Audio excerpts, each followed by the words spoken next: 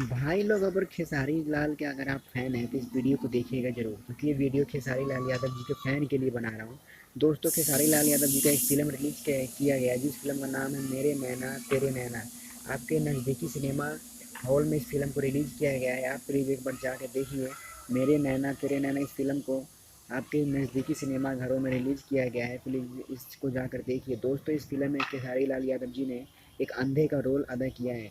दोस्तों, इस फिल्म में खेसारी लाल यादव जी ने एक अंधा का रोल किया है, और इस फिल्म की जो हीरोइन है वो गूंगी है, वो कुछ बोल नहीं सकती। दोस्तों, इस फिल्म में बहुत मज़ा आने वाला है। एक बार प्लीज़ आप जाकर देखिए। बहुत ज़बरदस्त फिल्म है, खेसारी लाल यादव जी का लगा है आपके सिनेमा घरों में। दोस्तों, इस फिल्म में खेसारी लाल यादव जी बहुत अच्छे रोल किए हैं, बहुत अच्छे तरीके से अंधे का रोल किया है, और इसमें हीरोइन जो है वो गूंगी है, वो कुछ बोल नहीं सकती। दोनों की केमिस्ट्री देखने वाली होगी। दोस्तों, फिल्म बहुत ज़बरदस्त है, एक बार आप प्लीज़ जाकर जरूर देखिए। अगर वीडियो अच्छी लगी तो लाइक और सब्सक्राइब जरूर करें। Thank you.